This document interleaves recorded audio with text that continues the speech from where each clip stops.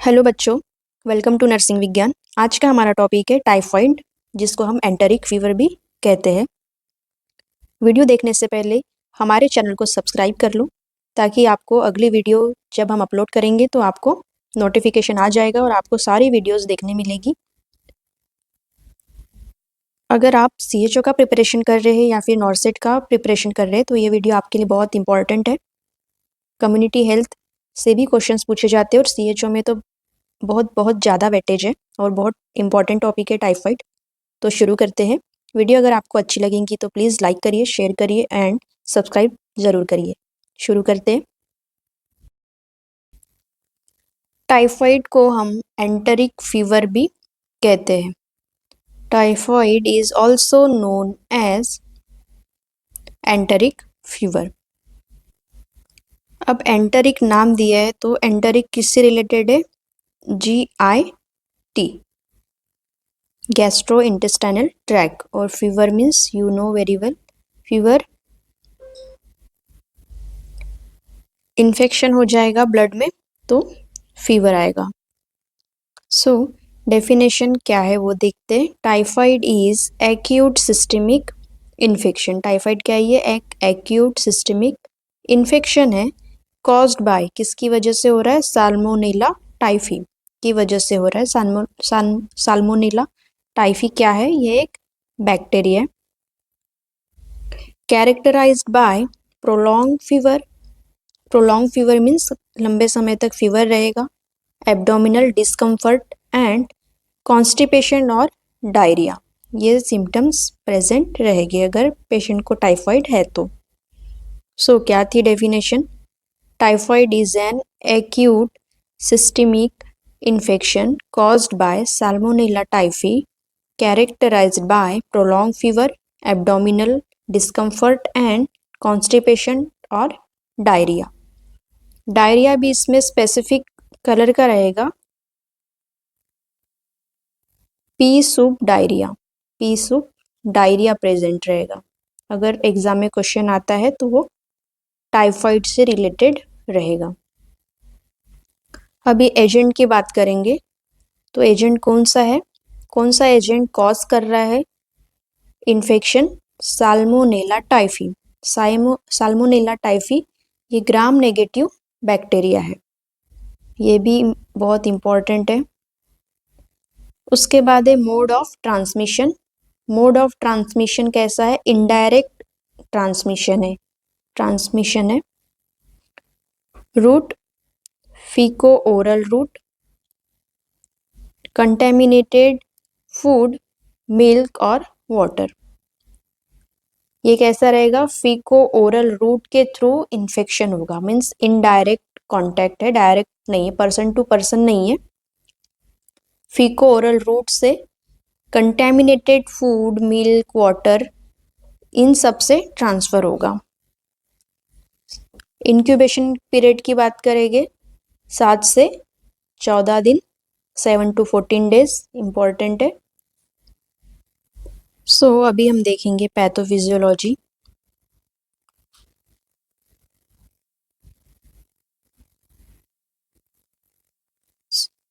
Salmonella typhi का infection होगा और ये कहाँ जाएगा? साल्मोनेला टाइफी एंटर करेगा ओरल रूट के थ्रू, क्योंकि ये डिसीज GIT का है, गैस्ट्रोइंटेस्टाइनल डिसीज है, तो ओरल रूट के थ्रू इन्फेक्शन आएगा। ओरल रूट के थ्रू इंटेस्टाइन में जब ये बैक्टीरिया एंटर करेगा तो इरोजन करेगा, इरोजन ऑफ इंटेस्टाइन।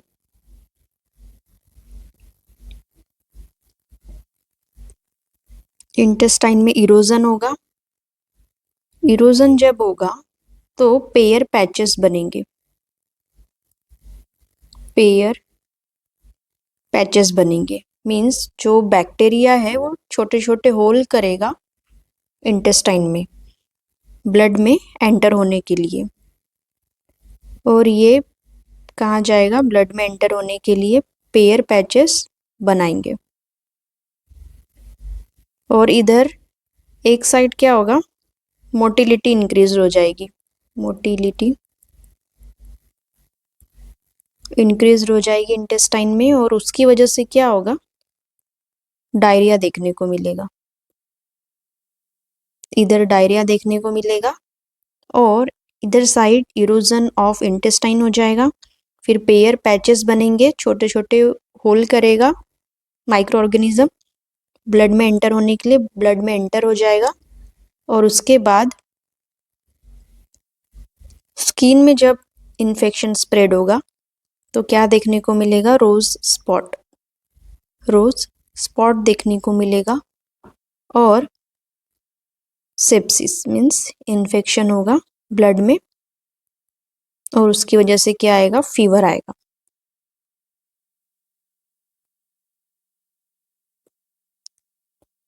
तो क्या देखा हमने, साल्मोनेला टाइफी ओरली इंटेस्टाइन में एंटर करता है। इंटेस्टाइन में एंटर करने के बाद दो चेंजेस आएगा, मोटिलिटी इंक्रीज्ड हो जाएगी इंटेस्टाइन की, तो उसकी वजह से डायरिया देखने को मिलेगा। और एक साइड क्या होगा, इंटेस्टाइन में इरोजन होगा, मीन्स वो बैक्टीरिया क्या करेगा, छोटे छोटे होल बनाएगा, टाइनी टाइनी होल करेगा, और उससे क्या होगा, पेयर पैचेस बोलते हैं उसको, और उससे क्या होगा, वो ब्लड में एंटर करेगा। ब्लड में एंटर होने के बाद दो चेंजेस दिखने मिलेंगे, एक तो सेप्सिस हो जाएगा और स्किन में इन्फेक्शन होगा, और वो इन्फेक्शन रोज स्पॉट के में दिखेगा। रोज स्पॉट मीन्स पिंकिश कलर के ऐसे छोटे छोटे दाने आएंगे मोस्टली एब्डोमेन में, और सेप्सिस की वजह से फीवर आएगा। तो ये थी पैथोफिजियोलॉजी, आप इसको नोट कर लो। अभी आगे बढ़ेंगे। नेक्स्ट है clinical features. What are the clinical features, important है। स्टेप लैडर फीवर, यहाँ पे एक स्पेसिफिक तरीके का फीवर देखने को मिलेगा। जब उसका ग्राफ देखेंगे फीवर का तो कैसे रहेगा, जैसे हम लैडर चढ़ रहे हैं, सीढ़ियाँ चढ़ रहे हैं, उसके अकॉर्डिंग रहेगा। फीवर आया, फिर थोड़ा इंक्रीज हुआ, फिर थोड़ा इंक्रीज हुआ, ऐसा वो इंक्रीज होते जाएगा।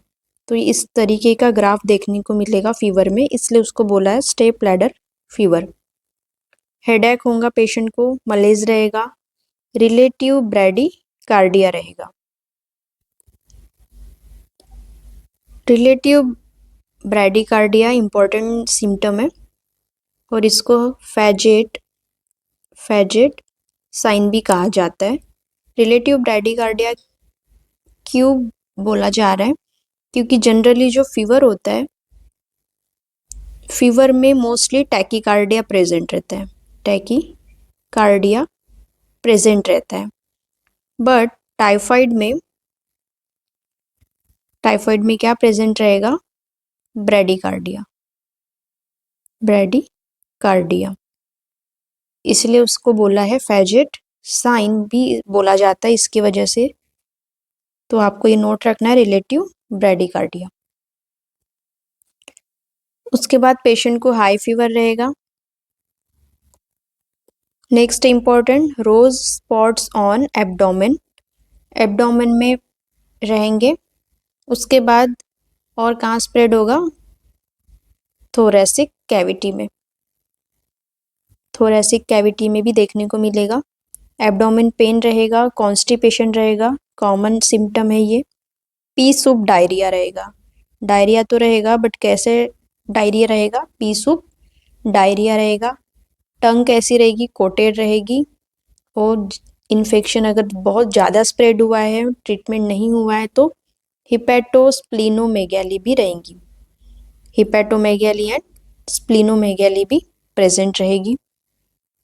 नेक्स्ट है कॉम्प्लिकेशंस, इंटेस्टाइनल परफोरेशन हो सकता है अगर ठीक से ट्रीट नहीं किया गया, हिमोरेज हो सकता है, पेशेंट को एंसेफेलोपैथी हो सकती है, पेशेंट शॉक में जा सकता है, निमोनिया हो सकता है, कोलेसिस्टाइटिस भी हो सकता है। डायग्नोसिस की बात करेंगे तो ब्लड कल्चर करेंगे। ब्लड कल्चर कब करते हैं, फर्स्ट वीक में किया जाता है और वो पॉजिटिव आता है। कन्फर्मेटरी टेस्ट की बात करेंगे तो विडाल टेस्ट। कन्फर्मेटरी टेस्ट कौन सी रहेगी? विडाल टेस्ट रहेगी, और ये कब किया जाएगा? सेकेंड वीक में, तब जाके विडाल टेस्ट पॉजिटिव आएगी। नेक्स्ट है टाइफिडॉड और आईजीएम एलिजा, ये भी टेस्ट करते हैं अर्ली डिटेक्शन करने के लिए। स्टूल एग्जामिनेशन और यूरिन एग्जामिनेशन भी किया जाता है सेकेंड एंड थर्ड वीक में। नेक्स्ट देखेंगे ट्रीटमेंट। ट्रीटमेंट में एंटीबायोटिक दिया जाएगा as per guidelines.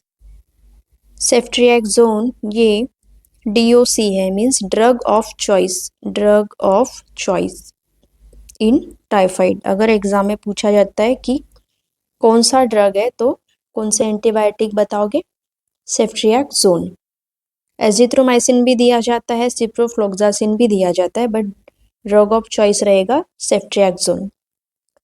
Supportive treatment देंगे, ORS देंगे, डायरिया हो रहा है, फ्लूइड्स देंगे क्योंकि बॉडी से फ्लूइड निकल रहा है थ्रू दी डायरिया। एंटीपायरेटिक्स देंगे फीवर को कंट्रोल करने के लिए। सॉफ्ट इजीली डाइजेस्टिबल डाइट देंगे because patient suffering from constipation and diarrhoea. उसके बाद प्रिवेंशन, कैसे प्रिवेंट करेंगे डायरिया को? सैनिटेशन एंड सेफ वाटर, क्योंकि ये कैसा है, कैसे स्प्रेड हो रहा है? ये वाटर से, फूड से स्प्रेड हो रहा है इन्फेक्शन। सो हाइजीनिक फूड हैंडलिंग ये इम्पॉर्टेंट है। जो भी हम फूड हैंडल कर रहे हैं वो कैसे करना है? हाइजीनिक तरीके से करना है। हैंड वॉश करके ही खाना खाना चाहिए। Next hand washing. Fly control, मक्खियाँ जो खाने पर बैठ रही है उनको बैठने नहीं देना है। नेक्स्ट है वैक्सीन से हम प्रिवेंट कर सकते हैं। 2 टाइप के वैक्सीन्स आते हैं मार्केट में, typhoid conjugate vaccine and polysaccharide vaccine. Typhoid conjugate कब दिया जाता है? At the age of 9 to 12 months, long lasting immunity रहती है इसमें। पॉलीसैकेराइड वैक्सीन दी जाती है 2 साल के ऊपर के बच्चों के लिए, और इसका बूस्टर एवरी 3 years लगता है। तो ये थे हमारे प्रिवेंशंस कुछ। तो यहाँ पे हमारा टाइफाइड टॉपिक ख़त्म होता है। CHO या नॉर्सेट एग्ज़ाम के लिए बहुत ज़्यादा इम्पोर्टेंट है, तो आप सब नोट कर लीजिए। मिलते हैं अभी नेक्स्ट वीडियो में। Thank you.